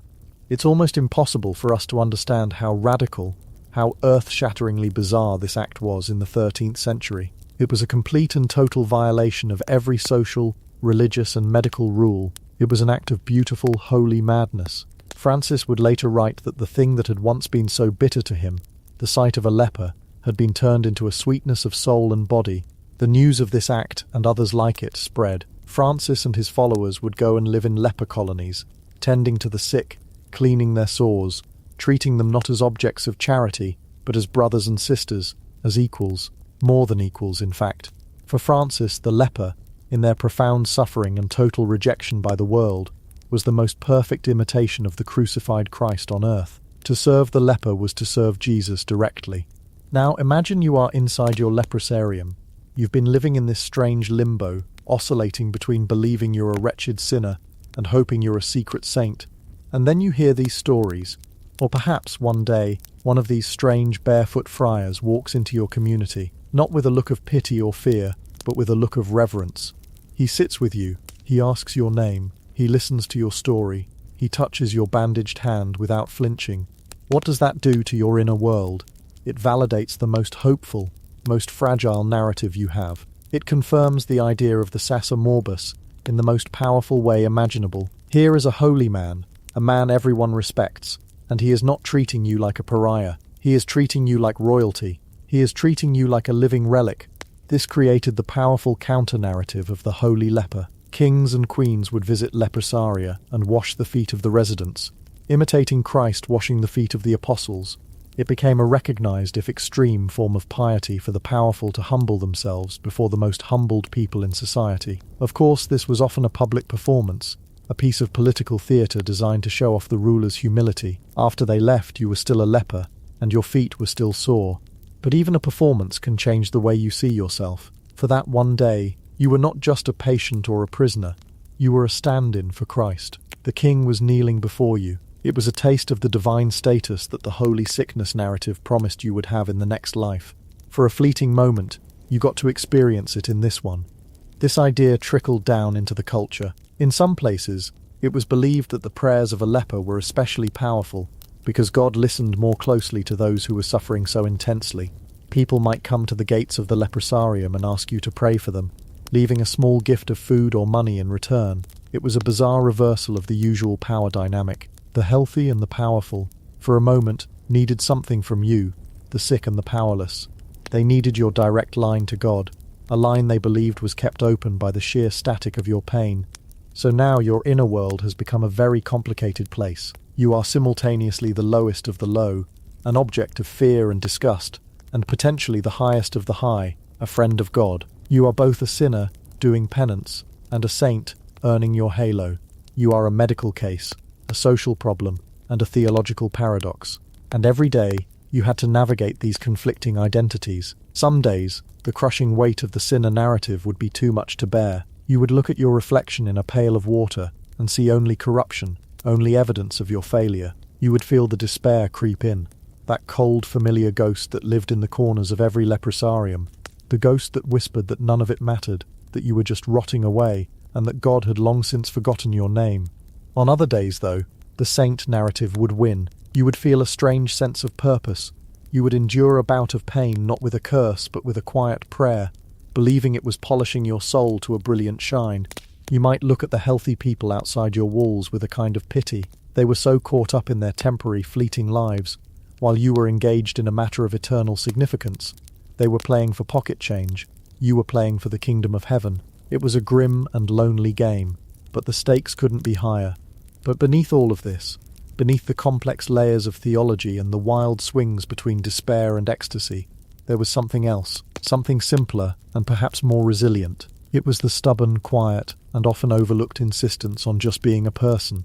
Because no matter what grand narrative the world, or even you, tried to impose, you still had to get through the day, and the day was made up of small, human things: the need for food, the desire for companionship, the boredom, the petty arguments, and the surprising moments of kindness. The theological dramas were the operating system, but the daily applications were far more mundane. This is where we find the most profound form of resistance, not a rebellion against the rules, but a simple refusal to be erased. The authorities of the church and state had a very clear idea of what a leper was supposed to be: a solitary, penitent, sexless, desocialized being, a symbol, not a person. You were supposed to internalize your own social death. Many people, it seems, politely declined. Within the walls of the leprosaria, life, in its messy, complicated and determined way, went on. We have records of lepers getting married. This was often explicitly forbidden. You had already had your symbolic funeral.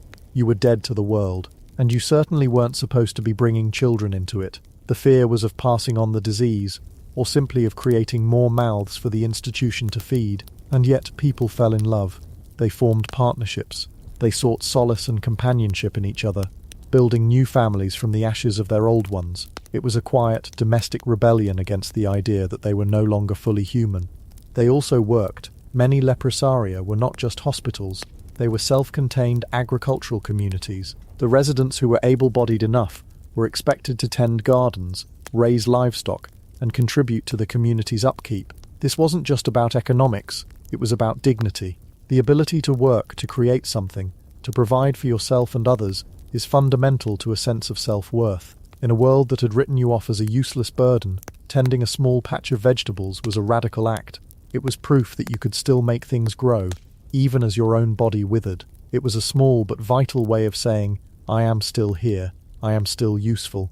They had their own rules, their own social structures. The master of a leper house was often a leper himself. Elected by the residents, they managed their own affairs, settled their own disputes. They created a micro-society within their walls, with its own hierarchies, its own gossip, its own loyalties and rivalries. It wasn't a utopia.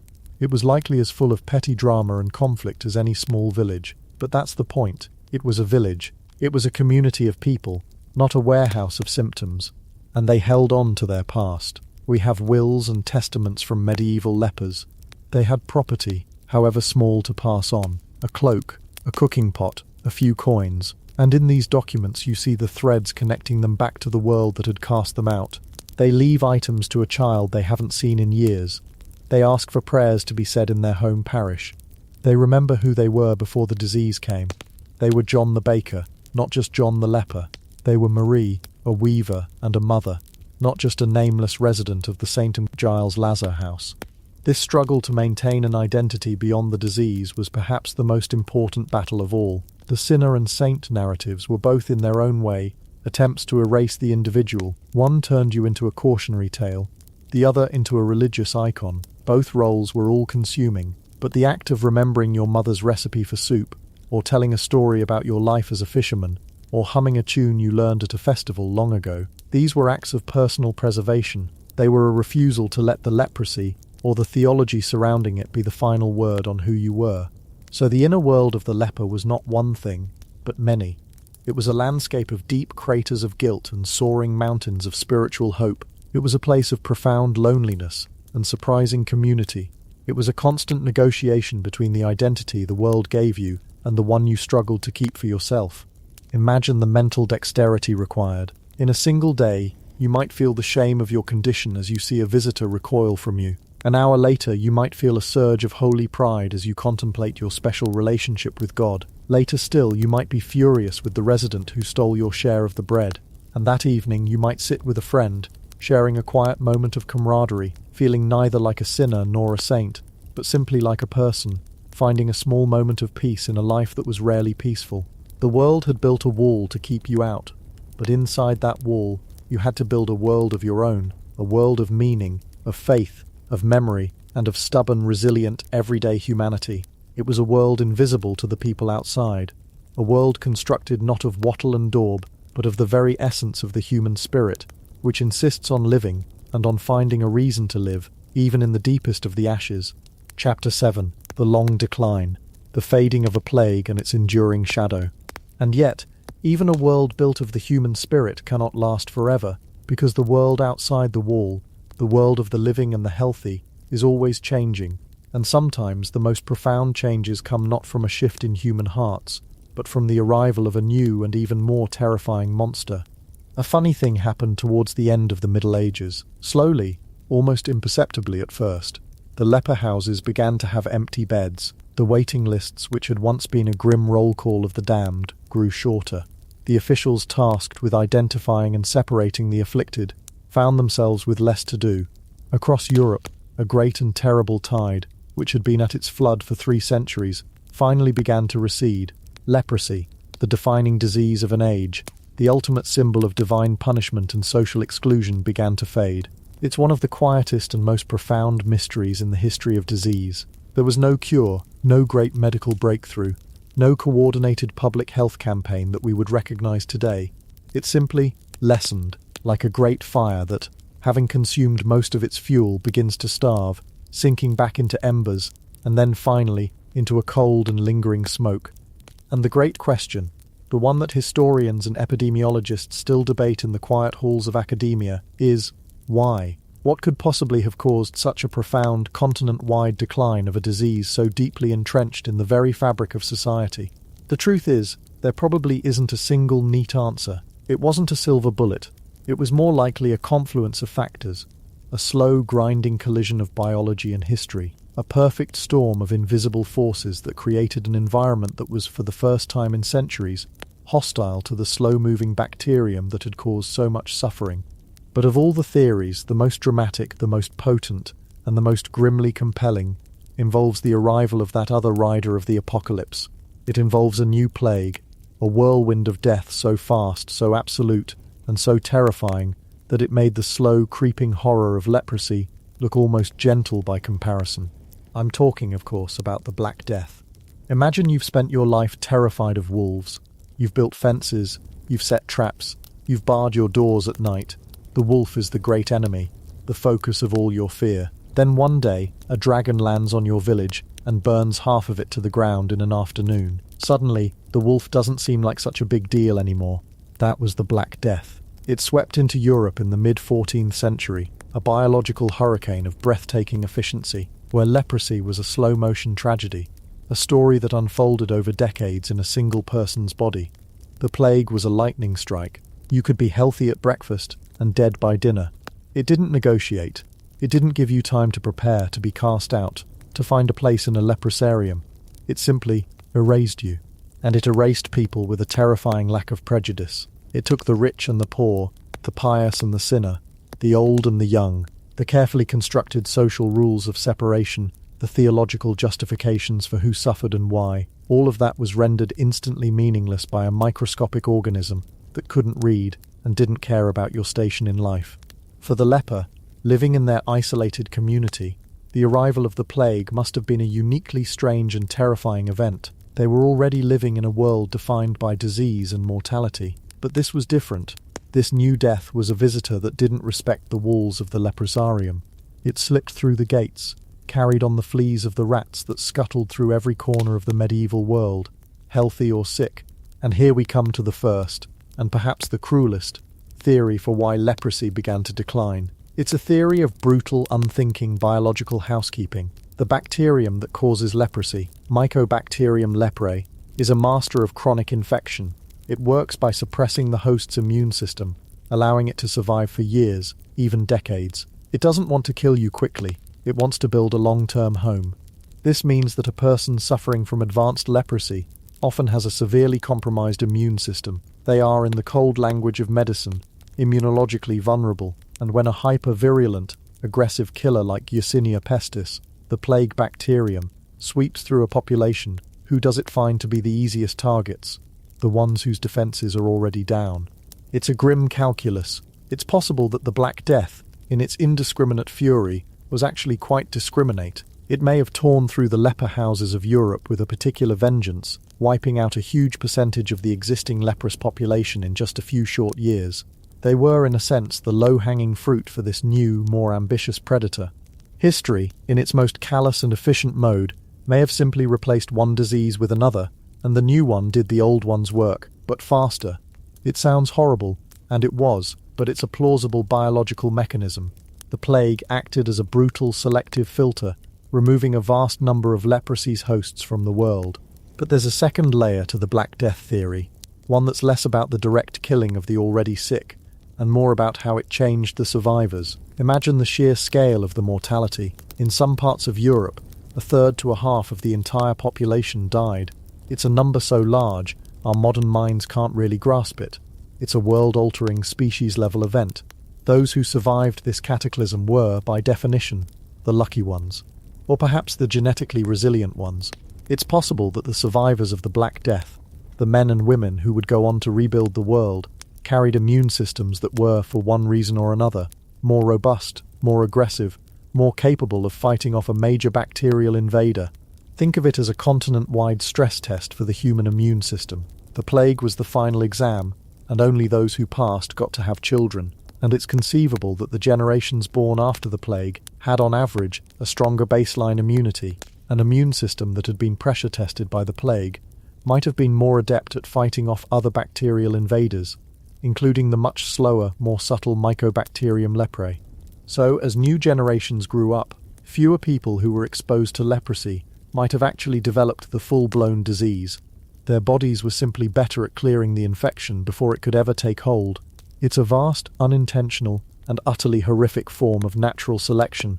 Beyond the purely biological, the plague utterly rewired society's relationship with fear. For centuries, the leper had been the ultimate bogeyman. But after the Black Death, that changed. The experience of watching your family, your neighbors, and your priest die in a matter of days from a seemingly invisible force changed people's priorities. The abstract theological fear of leprosy as a sign of sin was replaced by a very concrete, very immediate fear of contagion. The focus of public anxiety shifted. The new symbol of terror wasn't the disfigured outcast with his bell.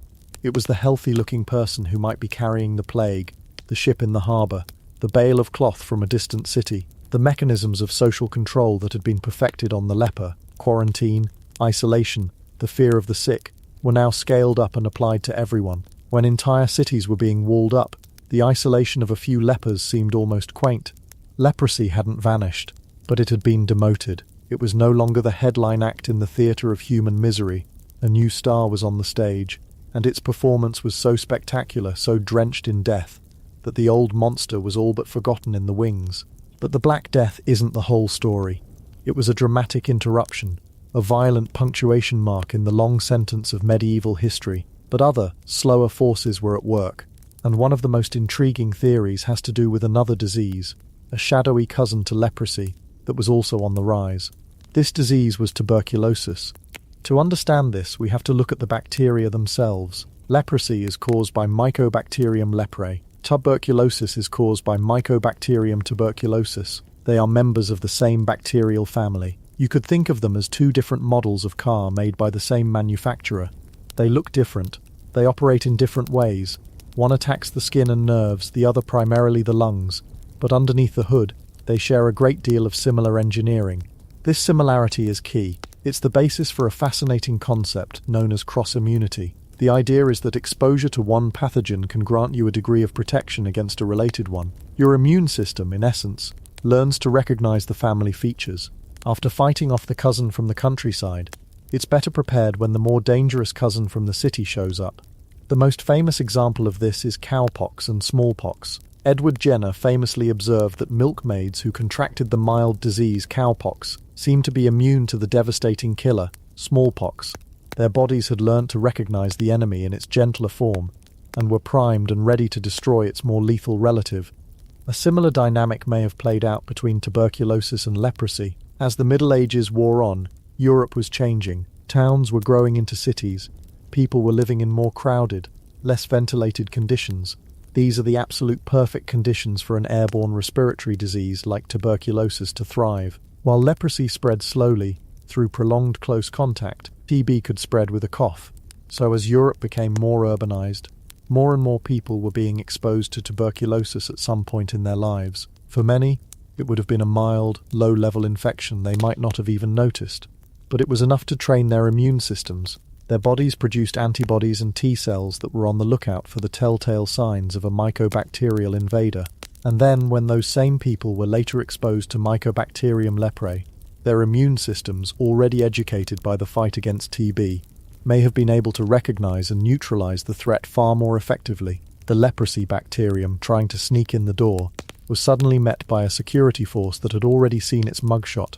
It's a beautiful, if ironic, theory. The very process of urbanization and population growth that made life in some ways more precarious and disease-ridden may have accidentally created a continent-wide, low-grade vaccination program against leprosy. The rise of one great scourge may have, quite by accident, triggered the decline of another. It's a testament to the fact that history and biology are not a simple story of good guys and bad guys, but a complex, interconnected web where the enemy of your enemy might just inadvertently be your friend.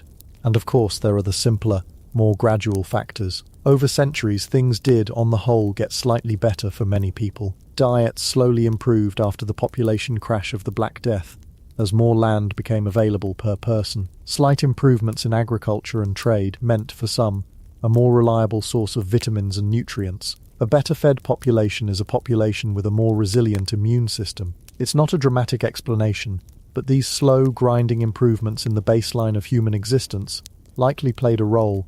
A body that isn't constantly fighting off malnutrition has more resources to dedicate to fighting off a bacterial invader. So you have this confluence of events, a massive plague that culled the existing sick population and perhaps bred a more resilient generation of survivors, the rise of a related disease that may have provided accidental immunization, and a slow, almost imperceptible improvement in general living conditions. None of these alone would have been enough to end the reign of leprosy, but together they created a world that was simply less hospitable to it. The tide went out, not because of a single great wave, but because the moon and the sun and the winds had all aligned against it. And what became of the architecture of fear? What happened to all those leper houses, the thousands of Lazar hospitals that dotted the landscape of Europe, from the remote Scottish islands to the hills of Italy? For a time they simply emptied out. They became quiet, eerie places, haunted by the memory of centuries of suffering. But society, like nature, abhors a vacuum. And an empty building, especially one already designed for the purpose of housing the unwanted, is a resource. You don't just tear down a perfectly good prison when you run out of prisoners. You find new people to put inside it. And right on cue, as the fear of leprosy was fading, a new terror arrived in Europe. It came, so the stories went, from the New World, a terrible souvenir brought back by the first sailors. It was a disease of the cities, of the armies, of the brothels and the palaces. It was transmitted not by a touch or a breath, but through the most intimate of human acts. It was syphilis, and in many ways it was the perfect replacement for leprosy in the European psyche, where leprosy was seen as a holy affliction, a mark of God's mysterious judgment. Syphilis was seen as a disease of sin, a direct and obvious punishment for lust and debauchery. It was ugly, it was shameful, and it was terrifying. It could cause hideous sores, erode the bones of the face, and drive its victims mad. Society had a brand new bogeyman, and it had a whole network of recently vacated real estate just waiting for it. Across Europe, the old leprosaria were repurposed. The signs might as well have been changed to read, "Under new management." They were turned into hospitals for the great pox, as syphilis was known. The same walls that had once enclosed the leper now held the syphilitic. The same rules of isolation were applied. The same shame, the same moral condemnation, the same status as an outcast was simply transferred from one group of sufferers to another. It's a stark and cynical lesson in human history. We often don't solve the underlying problem. We just change the name of the victim. The societal machinery of exclusion, once built, is rarely dismantled. It's just retooled for the next designated other. The template had been created, and it was brutally efficient. And this, perhaps, is the true and most enduring legacy of the medieval response to leprosy. The disease itself may have faded into the background, becoming a rarity in Europe, a medical curiosity. but the shadow it cast was long, and it has stretched all the way into our own time. The age of leprosy taught Western society a new way to think about disease and the diseased. It was the first time, on a mass scale, that an entire class of people was systematically segregated from the general population, based on a medical condition. It forged a powerful link between sickness, sin, and social identity. It created a legal and physical framework for quarantine that would be used again and again. When the plague returned, as it did periodically for centuries, the response was to lock people in their homes, to create pest houses on the model of the leprosarium, to issue certificates of health for travellers. These were all ideas that had their roots in the management of leprosy. The leper's bell was the ancestor of the yellow quarantine flag. The decree of separation read by the priest was the ancestor of the public health order.